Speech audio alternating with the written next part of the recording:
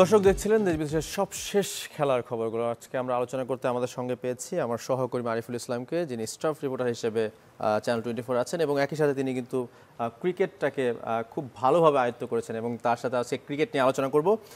এবং আমি আপনাদের সাথে আছি শাফায়েত মিদুল। চাইলে আপনারাও আমাদের সাথে যুক্ত হতে পারেন, স্ক্রিনে দেখানো নম্বরে আপনাদের মতামত বা প্রশ্ন থাকলে আমাদের সাথে শেয়ার করতে পারেন।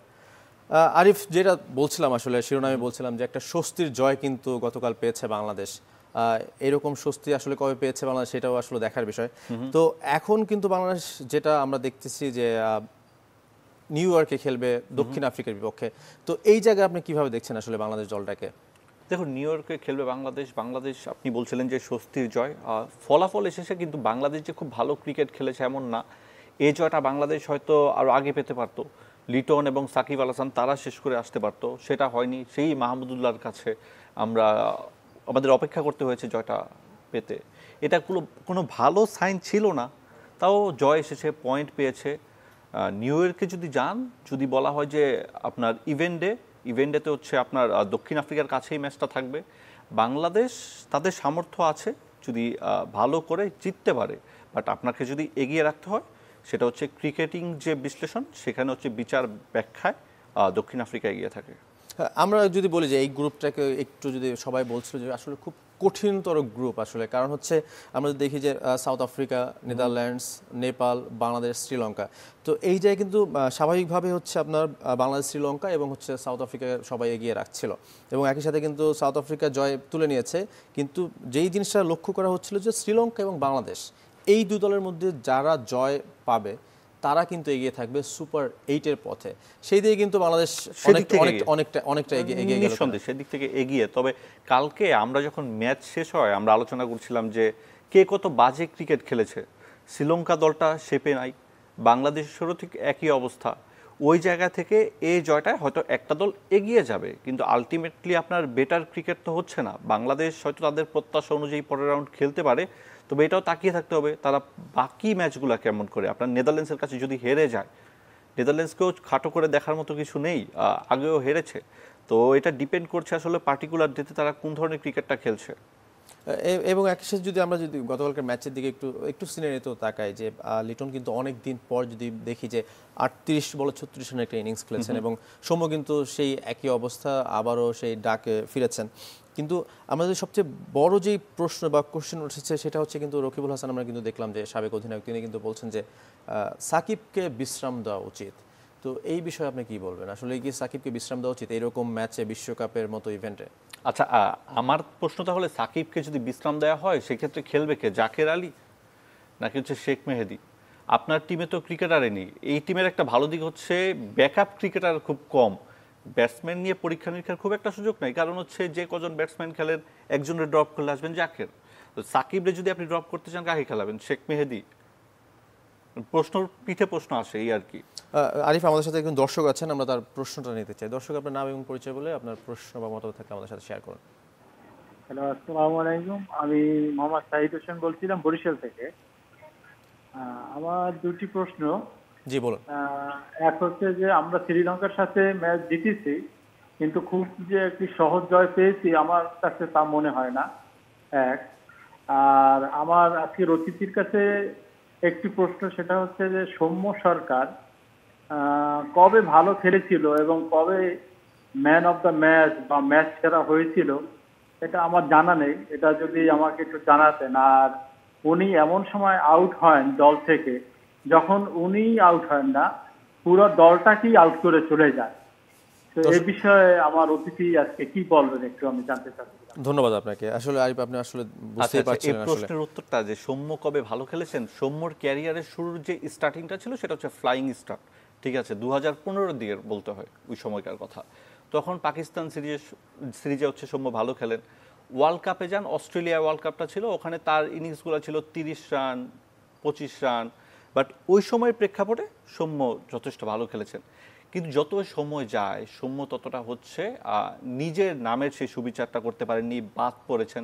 তো বিশ্বকাপের আগ দিয়ে দেখা যায় বিভিন্ন সময় বিভিন্ন টুর্নামেন্টে, ঘরোয়া লিগে ভালো খেলেন, তারপর হচ্ছে এবং তিনি যেহেতু একটু মিডিয়াম পেস বল করতে পারেন, সেক্ষেত্রে তিনি টিম ম্যানেজমেন্টের আস্থায় চলে আসেন। এটার আরেকটা বড় কারণ হচ্ছে ক্রিকেটার সংকট। আপনার পাইপলাইনে ওই ধরনের ক্রিকেটার নাই যারা হচ্ছে এভাবে অলরাউন্ড পারফরমেন্স করতে পারে। ওই দিক থেকে সৌম্যর দিকে তাকিয়ে, আর এবং সৌম্যর অ্যাবিলিটি হচ্ছে তিনি ভালো শট খেলতে পারেন, এখন মূল মাঠে গিয়ে খেলতে পারেন না, বাট তার ভিতর ওই সামর্থ্য আছে আর কি, এই হিসাবে তাকে নেওয়া হয়। এবং আমরা যদি একটু মানে আপনি যেটা বলছিলেন আসলে ফ্লাইং স্টার্ট, বাংলাদেশে আসলে বেশিরভাগ ক্রিকেটার আমরা যদি দেখি তাদের কিন্তু বেশিরভাগ ক্রিকেটার ফ্লাইং স্টার্টই হয়, এরপর কিন্তু আসলে যে পরিণত বোধ সেটা মনে আস্তে আস্তে কমতে থাকে আমার যতটুকু মনে হয়, কারণ এর মধ্যে আমরা যত ভালো ভালো ক্রিকেটার দেখেছি এরকমই শুরু করেছে কিন্তু আস্তে আস্তে তার হারিয়ে গেছে। এবং অন্য দেশে যদি আমরা দেখি তাদের কিন্তু আস্তে আস্তে পরিণত বোধটা কিন্তু আরও বাড়ে, কিন্তু আমাদের এই জায়গাটা আসলে উল্টো কেন, আপনার কি মনে হয়? এটা মনে হয় কি সাফায়েত মিদুল, আমি আপনি যে প্রফেশনে আছি, যদি আমরা এখানে থাকতে চাই তো আমাদের হচ্ছে এই জিনিসটা নিয়ে স্টাডি করতে হয়। আপনি যখন বিরাট কোহলির কথা শুনবেন, কিংবা ধরেন তাদের অনেক জুনিয়র ক্রিকেটার, তাদের কথা শুনবেন, তাদের যে ক্রিকেটিং সেন্স, তারা ক্রিকেটটা যেভাবে অ্যানালাইজ করে, এটা হয়তো বাংলাদেশের ক্রিকেটারদের মধ্যে একটু ঘাটতি রয়েছে। সাকিব আল হাসানের কথা শুনি, তিনি হচ্ছে অনেক ছোট ছোট দলের ম্যাচ তিনি দেখেন, এখনও অনেক ক্রিকেট বিশ্লেষকরা তারাও দেখেন। আমি নাজমুল আবেদিন ফাহিমের কথা বলতে পারি, কানাডার ম্যাচ হচ্ছে, দেখছেন প্রতিপক্ষ কী করছে। বাংলাদেশের বেশিরভাগ ক্রিকেটার ওই যে তাদের যে সারাউন্ডিংস, যেই ওয়েতে থাকার কথা সেদিকে তারা নাই, এর বাইরে এটা একটা ফ্যাক্টর হতে পারে। দর্শক আরিফ, আমাদের সাথে আরও একজন দর্শক আছেন। দর্শক, আপনার নাম এবং পরিচয় বলে আপনার মতামত বা প্রশ্ন আমাদের সাথে শেয়ার করুন। আসসালামু আলাইকুম। ওয়ালাইকুম আসসালাম। আমি বরিশাল থেকে মোহাম্মদ রিপন সর্দার বলছি। জি বলুন। আমার প্রশ্ন ভাইয়া দুইটা। একটা হইলো, আমরা যদি বিশ্বকাপে মঞ্চে মেহেদী মিরাজকে বিবেচনা করতাম তাহলে আমরা একটা এক্সট্রা ব্যাটসম্যান প্লাস একটা এক্সট্রা বোলিং পেতাম। আর ওই যখন 17 বলে আমাদের 15 রান দরকার ছিল, তখন সাকিব আল হাসান একজন অভিজ্ঞ সিনিয়র ক্যাম্পেনার, সে এরকম একটা আপার শট দিয়ে আউট হওয়াটা কি আমাদের উচিত হয়েছে? এই বিষয়ে কিছু বলবেন। আচ্ছা, যেটা শুনছিলেন আসলে মানে সাকিবের আউট নিয়ে একটা প্রশ্ন আসলে উচিত হয়েছে কিনা, উত্তর তো এটাই যে উচিত হয় নাই, ঠিক আছে, এর বাইরে তো কোনো উত্তর আসে না।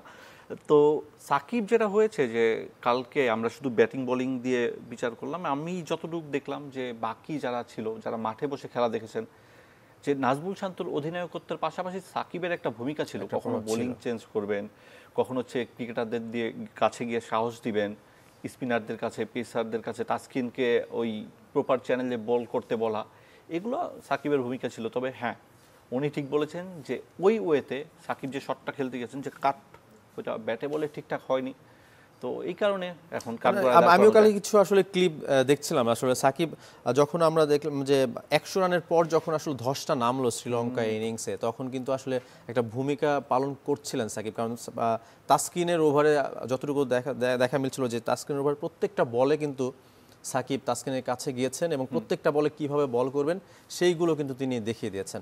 তো আসলে সিনিয়র ক্রিকেটারের আসলে তিনি ব্যাটে বলে যাই করুক না কি করুক, কিন্তু কিছু একটা আপনাকে ইনপুট দিবে আমার যতটুকু মনে হয়। অভিজ্ঞতা দেখে দিচ্ছে এখন সাকিব যে লেভেলে সে ক্রিকেটটা খেলছেন, তার এত বয়স, এখন মানুষ তো চায় তার কাছে পারফরমেন্স, ওইটা তো দেখতে যাবে, নাহলে তো কদিন পর বলবে যে মানুষ যে 10 জন নিয়ে খেলে, এটা অতীতে যেমন হয়েছে। আরিফ, আমাদের সাথে আরো একজন দর্শক আছেন। দর্শক, আপনার নাম এবং পরিচয় বলে আপনার প্রশ্ন করুন। আসসালামু আলাইকুম। ওয়ালাইকুম আসসালাম। আসলে তাকিবকে নিয়ে কোনো প্রশ্ন করব না, আমার প্রশ্ন হলো যে গতকালকের ম্যাচের, ভাইয়া শুনছেন কি আমার কথা? জি জি। গতকালকের ম্যাচের কিন্তু টার্নিং পয়েন্ট ছিল হৃদয়ের 3টা ছক্কা পর পর, তা নাহলে হয়তো আমরা জিততে পারতাম না। তো প্রশ্ন হলো যে সাকিব তো ক্রিকেট বোর্ডের একটা বিশাল একটা জায়গা, সাকিবকে নিয়ে কোনো ধরনের কথা বলাটা মনে হয় আমাদের অন্যায়। তো আমার প্রশ্ন হলো যে আসছেন ওই ভাইকে আমি আসলে চিনি না, আপনি খুব চমৎকার পরিচয় করে দিয়েছেন। আমিও খেলা দেখি, মাঠে ঘাটে সব খেলা দেখি আমি। তো আমার ওই ভাইয়ের কাছে আমার প্রশ্ন হলো যে দক্ষিণ এশিয়া ক্রিকেটের জন্য কি এই পিচটা, আমেরিকান পিচ যেটা কি যুক্তরাষ্ট্রের যে পিচ হয়েছে, এই খেলায় এখানে কি ওরা খেলতে পারছে না কেন? এই পিচটা কি তাদের জন্য কোনো সমস্যা কিনা? কারণ আমি যতই দেখলাম, শুধু কালকে না কবে জানি দেখলাম যে অস্ট্রেলিয়া 200 রানের উপরে টপকালো, আর বাকি দক্ষিণ এশিয়া ক্রিকেটে যারাই খেতে, শ্রীলঙ্কা, বাংলাদেশ 124 লো স্কোরিং ম্যাচও দেখা গেছে যে আমাদের ব্যাটসম্যানরা বা শ্রীলঙ্কার ব্যাটসম্যানরা কিন্তু খুব একটা ভালো খেলতে পারেনি। এই কারণে জিজ্ঞাসা করবো হোস্টের কাছে। Thank you. অনেক ধন্যবাদ আপনাকে। দর্শক, আমাদের সাথে আরো একজন আসলে দর্শক আছেন, আমরা তার ফোনটা নিতে চাই। আসসালামু আলাইকুম ভাইয়া, আমি টাঙ্গাইল থেকে সিয়াম হাসান বলছি। জি বলুন। যে আমার প্রশ্ন যে হলো, বাংলাদেশ দলের ক্যাপ্টেন নাজমুল শান্ত, তিনি তো পুরোপুরি ভাবে আউটস্টার, তো তাকে বসিয়ে তাসকিনকে ফুল ক্যাপ্টেন্সি দিয়ে খেলানো কি যায় না, সেটা জানতে চাইছিলাম। জি, আপনার প্রশ্ন বুঝতে পেরেছি। আরিফ, আমাদের আসলে সময় হচ্ছে বিরতি নেওয়ার, আমরা বিরতির পরে এই প্রশ্নের উত্তর দেওয়ার চেষ্টা করব। দর্শক আমাদের সঙ্গেই থাকবেন, ক্লেমন্ট বিয়ন্ড দ্য গ্যালারিতে নিচ্ছি ছোট্ট একটা বিরতি। দর্শক, প্রতিদিন মতো আজকেও কিন্তু আমরা হাজির হচ্ছি, কথা বলছিলাম বিশ্বকাপ নিয়ে, বিশ্বকাপে বাংলাদেশের অবস্থান নিয়ে, এবং আমাদের সাথে দর্শকরা কিছু প্রশ্ন রেখেছেন এবং আরও একজন দর্শক আছেন, তার প্রশ্নটা নিয়ে পরে আমরা আলোচনা যেতে চাই। দর্শক, আপনার নাম এবং পরিচয় বলে আপনার প্রশ্ন বা মতামত আমাদের সাথে শেয়ার করুন। নাম হচ্ছে আনিসুর রহমান, আমি গাজীপুর থেকে বলছি। জি, বলুন। আমার প্রশ্ন হচ্ছে সাকিবকে নিয়ে, যে সাকিবরে যে ড্রপ করা হবে, কিন্তু সাকিবের জায়গায় খেলবে কে? ওরকম সিনিয়র অভিজ্ঞ কে আছে যে সাকিবের জায়গায় খেলবে? জি, আপনার প্রশ্ন, এটা হচ্ছে আমার প্রশ্ন। জি, আপনার প্রশ্ন বুঝতে পেরেছি। দর্শক, আমাদের সাথে ইতিমধ্যে যুক্ত হয়েছেন এম এম কায়সার, সম্পাদক স্পোর্টস বাংলা। আমরা তাকে পেয়েছি এবং কথা বলবো এম এম কায়সারের সাথে, কিন্তু তার আগে আমি আরিফের সাথে একটু কথা বলছি। আরিফ, আপনি একটু আগে যে দর্শক কথা বলছিলেন বিরতির আগে, যে দক্ষিণ এশিয়ার দলগুলোর কি আসলে খেলতে একটু কষ্ট হচ্ছে কিনা এই আমেরিকার পিচে? জি, দক্ষিণ এশিয়ার যে দলগুলো তারা তো হচ্ছে ওয়েস্ট ইন্ডিজে খেলেছে, ওইখানকার অভিজ্ঞতা তাদের রয়েছে। কিন্তু আমেরিকায় যদি বলি যে আপনার পাকিস্তান, বাংলাদেশ, তাদের তো ওই ধরনের হ্যাবিট নেই। ইভেন ভারতের কথা বলতে হয়। আর এই মাঠগুলো হয়েছে নতুন, ঠিক আছে, কিছু কিছু আউটফিল্ড স্লো ছিল, উইকেট নিয়ে সমস্যা ছিল, মানিয়ে নিতে একটু সমস্যা হচ্ছে। এটা হচ্ছে ক্রিকেটাররা নিজেরাও স্বীকার করে নিচ্ছে। এখন কেউ যদি বলে অজুহাত, বাট থিং ইজ দ্যাট কিছুটা তো প্রভাব পড়ে। কায়সার ভাই, আমি এখানে একটা জিনিস যোগ করবো, সেটি হলো যে আরিফ যে কথাটি বলছেন যে আপনি মানিয়ে নেওয়াটা অনেক বড় বিষয়। আপনি সব জায়গায় কিন্তু আপনি 200+ রান পাবেন না, যে 200 রান করবেন আপনি এবং সেটা রানটা আপনার কিন্তু চেজেবল হয়ে যাচ্ছে, তা কিন্তু না। যে উইকেটে নিউ ইয়র্কে খেলা হচ্ছে সেটা যে একেবারে আনপ্লেয়েবল উইকেট, তা কিন্তু না। এটার স্টাইলটা একটু অন্যরকম। এখানে আপনাকে যদি ভালো পারফর্ম করতে হয়, আপনাকে স্কিল হতে হবে, আপনাকে কিন্তু শর্টস তৈরি করে নিতে হবে, আপনাকে কিন্তু গ্রাফটিং ক্রিকেট খেলতে হবে, আপনাকে সিঙ্গেলসের উপর জোর দিতে হবে।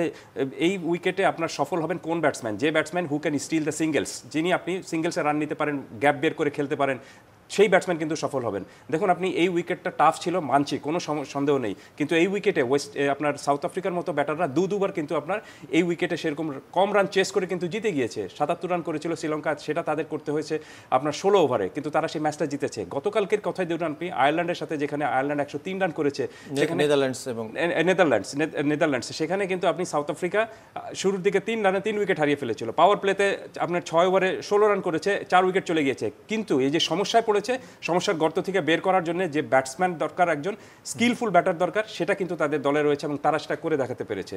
সো বাংলাদেশকে মনে রাখতে হবে, বাংলাদেশের যে মাঠে খেলা হয়েছে নেদারল্যান্ডস এবং সাউথ আফ্রিকার, সেখানেই কিন্তু আপনার বাংলাদেশের সাথে সাউথ আফ্রিকার খেলা, যে মাঠে সাউথ আফ্রিকা দুবার এ ধরনের সমস্যায় পড়ে সমস্যা থেকে বেরিয়ে আসতে পেরেছে, তারা অভিজ্ঞতা কিছুটা অবশ্যই হয়েছে। সো বাংলাদেশকে মনে রাখতে হবে যে এই উইকেট এরকমই হবে, এখানে আপনার কম রানের স্কোর হবে এবং সেই কম রানের স্কোরে আপনাকে কিন্তু স্কিলফুল মাস্টার ব্যাটিং করে কিন্তু বেরিয়ে আসতে হবে। আদারওয়াইজ আপনার পক্ষে যদি মনে করেন যে আমি 4 ছক্কার ঝড় হাঁকিয়ে 200-250 রান করে ফেলবো, সেটা কোনো মতেই সম্ভব না। এখানে 140-150 রান হবে, সেই রানটা আপনার চেস করার মতো মানসিক শক্তি নিয়ে এবং সেরকম প্ল্যান নিয়ে কিন্তু আপনাকে নামতে হবে। This is the difference between other world cup and this world cup. আমি সকালবেলা আসলে রোহিত শর্মার প্রেস কনফারেন্সটা দেখছিলাম, সেখানে কিন্তু রোহিত শর্মা বলছিল যে এই উইকেটে তাদের প্ল্যান হচ্ছে প্রত্যেকটা বলের উপর, প্রত্যেকটা বল তাদের একটা প্ল্যান করে খেলতে হবে। এই জিনিসটা, এই পিচটার জন্য মানে স্পেশালি তিনি এটা বলেছেন। রাইট, এবং আপনি দেখবেন যে অন্যান্য জায়গায় হয় কি, যে বল ব্যাটে খুব সহজে আসে, আপনি 1-2টা বল যদি মিস করেন, আপনি দেখা যাবে যে 1 ওভার বা 2 ওভারে একটু হাঁকিয়ে খেলে আপনি হয়তো ইকুয়েশনটা সমান করে নিচ্ছেন বা বাড়িয়ে নিচ্ছেন, আপনি 120 বলে আপনি 170-80 রান করে ফেলতে পারছেন। কিন্তু এখানে আপনাকে মনে রাখতে হবে যে রোহিত শর্মা যেটা বলেছেন পারফেক্টলি বলেছেন, কারণ হলো যে আপনি একই লেন্থে পড়ে একটা বল আপনার নাক বরাবর আসছে, আবার একই লেন্থে পড়ে একটা বল আপনার হাঁটুর নিচে থাকছে। সো আপনি কিন্তু বুঝতে পারছেন না যে কোন বলটা কীরকমভাবে হবে আর কি। সো এখানে আপনাকে অবশ্যই একটু স্কিলটা বাড়াতে হবে এবং প্রত্যেকটা বল দেখে খেলতে হবে, সেটা রোহিত শর্মা বলেছেন, মানে পারফেক্টলি তিনি ওটা ডায়াগনোসিস করেছেন। এবং তার চেয়েও বড় বিষয়টা হলো যে আপনাকে প্ল্যান চেঞ্জ করে খেলতে হবে। পরিস্থিতি এখানে কিন্তু মনে রাখতে হবে যে আপনাকে আগের মতো পরিস্থিতি থাকবে না, পরিস্থিতি অনুযায়ী খেলতে হবে। কায়সার ভাই, আমাদের সাথে আরও একজন দর্শক আছেন, আমরা তার ফোনটা নিতে চাই। দর্শক, আপনার নাম এবং পরিচয়, আপনার প্রশ্ন বা মতামত আমাদের সাথে শেয়ার করুন। আসসালামু আলাইকুম। জি, ওয়ালাইকুম আসসালাম। আমার নাম মোহাম্মদ ইয়াসিন, পাথরঘাটা বলতেছি। জি, বলুন। আমার প্রশ্নটা হচ্ছে যে আমাদের যে বাংলাদেশের ওপেনিং সমস্যা, এই ওপেনিং সমস্যা কি কোনোদিন দূর হবে না? জি, কায়সার ভাই, আমরা তো অবশ্যই চাবো যে ওপেনিং সমস্যাটা যেন পরের ম্যাচে, যে সাউথ আফ্রিকার সাথে বাংলাদেশের 10 জুনের যে ম্যাচটা রয়েছে সেই ম্যাচেই দূর হয়ে যাক, এবং আমরা এই ওপেনিং সমস্যাটা আপনার আমেরিকার বিরুদ্ধে যে লাস্ট ম্যাচটা দেখেছিলাম সেখানে কিন্তু সেই সমস্যাটা আমরা কাটিয়ে উঠতে দেখেছিলাম, যে সেঞ্চুরি পার্টনারশিপ একটা হয়েছিল, কিন্তু তারপরে আমরা প্র্যাকটিস ম্যাচেও ভালো ওপেনিংটা পাইনি এবং সর্বশেষ যে ম্যাচে আমরা খেলেছি সেই ম্যাচে শ্রীলঙ্কার বিরুদ্ধে সেখানে ওপেনিং জুটিটা কিন্তু হয়নি। সো টপ অর্ডার ব্যাটিংটা আমাদের বিশ্বকাপের আগেও একটা সমস্যা ছিল, এখনও সমস্যা রয়েছে। তবে আমি আশা করছি এই দর্শক যেটি বলেছেন যে এই সমস্যাটা যেন আমরা আগের ম্যাচে দেখে এসেছিলাম সেটাই যেন শেষ সমস্যা হয়, এরপরে যেন আর সমস্যাটা না বাড়ে। তাহলে আপনি যে সুপার হিটের স্বপ্নটুকু দেখছেন, সামনে বাড়ার স্বপ্নটুকু দেখছেন, সেটার অনেকখানি আপনি এগিয়ে যাবেন। কারণ টপ অর্ডার ব্যাটিংয়ে যদি আপনি বড় রান পান, পরের দিকের ব্যাটারদের কাজটুকু কমে যায়। নইলে আপনি টপ অর্ডার ব্যাটিং যদি আপনার ফ্লপ করে, তাহলে মিডল অর্ডার ব্যাটসম্যানদের কাজটুকু যেটা হয়ে যায় সেটা হলো যে আবার ইনিংস মেরামত করা। ইনিংস মেরামত করতে গেলে আপনি ইনিংস কিন্তু মানে চওড়া করতে পারবেন না, বা রান আপনি খুব মন খুলে করতে পারবেন না। সো মিডল অর্ডার ব্যাটারদের আপনি একটু সুযোগ সুবিধা দেওয়ার জন্য টপ অর্ডার ব্যাটারদের অবশ্যই ফর্মে ফিরতে হবে। একবার ছোট্ট করে, আমাদের সময় একেবারে শেষ। কাইসার ভাই, আজকে কিন্তু জানেন যে ভারত পাকিস্তান মহারণ, এই লড়াইটা কিভাবে দেখছেন আপনি? পাকিস্তানের জন্য বড় ধরনের বিপদ অপেক্ষা করছে। পাকিস্তান যদি কোনো কারণে এই ম্যাচ জিততে না পারে, কোনো কারণে মানে কি, বিশ্বকাপের আসরে তো পাকিস্তান সাধারণত ভারতের সাথে পারে না, এর আগে মাত্র একবার জিতেছিল কিন্তু। সো পাকিস্তানের জন্য আজকের এই ম্যাচটা হতে পারে আপনার সামনে বাড়ার ম্যাচ অথবা বিদায় নেওয়ার ম্যাচ, দুটোর যে কোনো একটা। কারণ আগের ম্যাচে তারা যেভাবে যে একটা দলের কাছে হেরেছে, যুক্তরাষ্ট্রের মতো দলের কাছে হেরেছে, সেটা আনপ্রেসিডেন্ট একটা বিষয় ছিল। এবং আজকের এই ম্যাচে ভারত যেভাবে ফর্মে রয়েছে, আমার কাছে মনে হচ্ছে যে পাকিস্তানের খুব সম্ভবত এবার বিশ্বকাপে খুব দ্রুত বিদায় নেওয়ার সময়টা চলে এসেছে। আরিফ, আপনি কাকে এগিয়ে রাখবেন? ভারত অবভিয়াসলি। ওকে, অসংখ্য ধন্যবাদ আরিফ এবং কাইসার ভাই আমাদের সময় দেওয়ার জন্য। দর্শক, আগামীকাল কিন্তু একই সময় আমরা হাজির হব বিয়ন্ড দ্য গ্যালারি নিয়ে, এবং আমরা চাই আসলে বাংলাদেশ ঘুরে দাঁড়াক এবং বাংলাদেশের টপ অর্ডার রান করুক। শেষ করছি আজকের ক্লেমন বিয়ন্ড দ্য গ্যালারি।